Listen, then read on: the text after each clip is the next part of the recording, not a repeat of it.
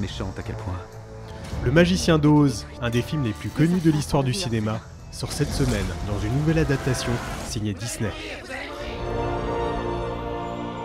Le roman qui a inspiré le film est publié pour la première fois en France, dans son intégralité. Vous êtes au pays d'Oz. Une collection en 7 volumes, illustrée par Stéphane Levallois, designer et storyboarder pour le cinéma. Il expose ses dessins chez Art Ludique, à Paris, galerie spécialisée dans l'univers du 7e art et de la BD. J'adore créer des mondes et développer des univers imaginaires. Et Oz, c'était la porte ouverte, ou plutôt la route complètement déployée à ces possibilités-là. Inventer des créatures virtuelles pour le cinéma l'a aidé à donner facilement vie aux personnages du livre. Comme voilà, je travaille beaucoup maintenant pour les studios américains, sur voilà, les Harry Potter ou les Pirates des Caraïbes, ou tous ces films-là. J'ai appris à faire des images où on me demandait toujours énormément de mouvement, énormément de profondeur, énormément de dynamisme. J'ai cherché à essayer de moderniser la vision que j'avais du film.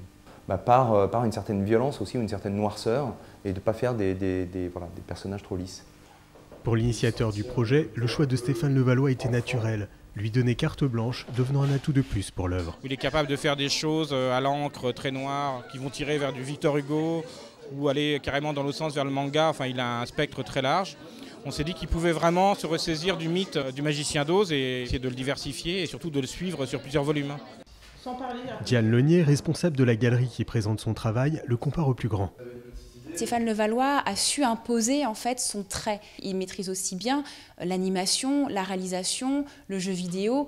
Donc c'est en ça que c'est un créateur d'univers. Moebius était un créateur d'univers, tout comme Miyazaki est un créateur d'univers.